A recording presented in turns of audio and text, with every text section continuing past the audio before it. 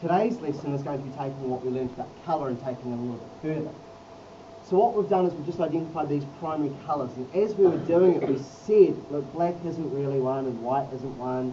And then we talked about this one green, that if we were working with paint or colouring pencils or something like that, we could actually make that by mixing yellow with blue. So maybe it isn't a primary colour. And then I clarified that it is a primary colour, but it's a primary colour of light. In this topic, we're mainly looking at lights. So we're not looking at belts, at pens, or crayons, or paint. That's what we call colour subtraction. When you mix them together, fewer colours get reflected off out of the spectrum. And so that's why when you mix colours together, they get darker usually. And that's why you often need white paint on your palette to lighten it up again, because white adds all the colours back in and brightens it up. What we're going to look at is which ones of these are the primary colours of light. We've got these dark projector things here to show us that. I've got filters in front of me. You know what we call primary colour filters. So we've got this one here, blue. So we know that blue is a primary colour of light. We've got green. Seems to be a strange one. You know we can make green paint from two others. But in light, you can't make green light from anything other than white light by taking out all the other colours. And our last one, I'm going to do this on low because it's such a strong colour, is red. Alright, so two of those are the same as in paint.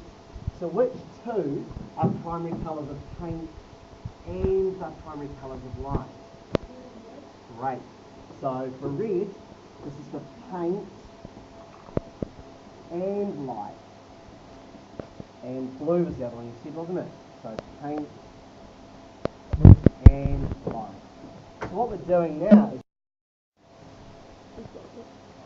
so we're starting to categorise these things, so we're starting to get up to this relational level of understanding. Which one of these is a primary colour of paint, but we've just seen is not a primary colour of light? Which one is paint but not light? Yellow, so paint only. And which one's a primary colour of light only? White's not quite a primary colour. We'll get to that one in a moment. That's good thinking. Green. So that's light only. Great. Right, so we're focused on the ones that are for light. This one, and this one. What do you think black would be? So if something appears to be black, what do you think that actually means? I'll give you a hint. What colour light is being reflected off the board at the moment? None at all, isn't it? So that's the absence of light. So, great. So when something looks black, that means it's reflecting no light at all. So really it's not a primary colour, so we've got a cross there. It's actually when we've got no light at all. So when you mix all the paints together, it actually goes black, or a very muddy brown colour usually, because paints take away some of the colours out of white light.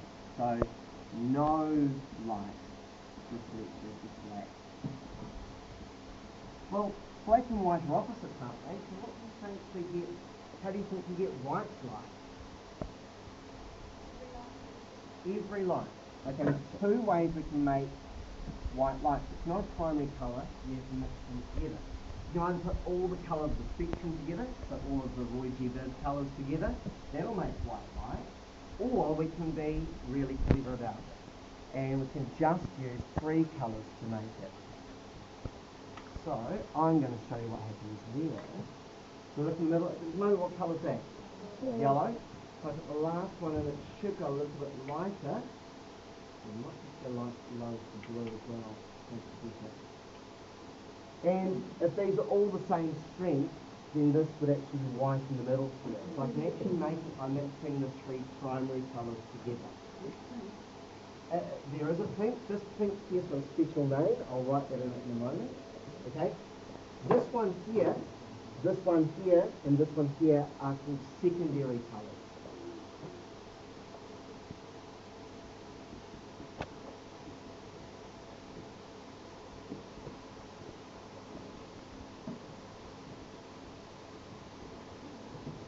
So what I've said there is that white is maybe all the colours added together, or in other words, all of the colours are reflected. And the reason this works in your eyes is because of how they work. Our eyes can only detect the primary colours. So if all three primary colours are present, our eyes and therefore our brain think that that object is white. Different amounts of those give us the thousands of colours which actually tell apart. Okay, now, someone said before that there was a pink in there, and they're quite right. This one here, and this one here are what we call secondary colours.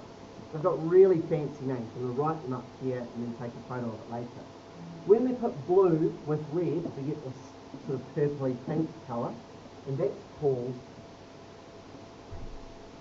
cyan. You might have heard before. When we put blue and green together, what would we commonly call that sort of colour? Turquoise or aqua or something like that. I'm sorry, I've stuffed it up. That's cyan. I made a mistake.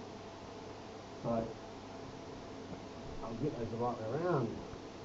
So that one's cyan. This one here, if I got wrong, is magenta. Okay. And I think we all know what that colour's called. So a little bit.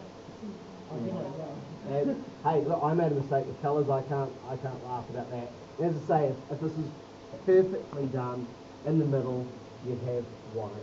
All of them added together. If we add more red, then this yellow would become more of it'd become darker. What colour do you think it would become? Orange. Cool. If we put more, say more blue into the magenta, what colour do you think it would become? Purple. Good. And all the shades of purple. So that's how we make the different colours from the primary colours and the secondary colours. And eventually I put all of them together appropriately, I get white. Right, stop there.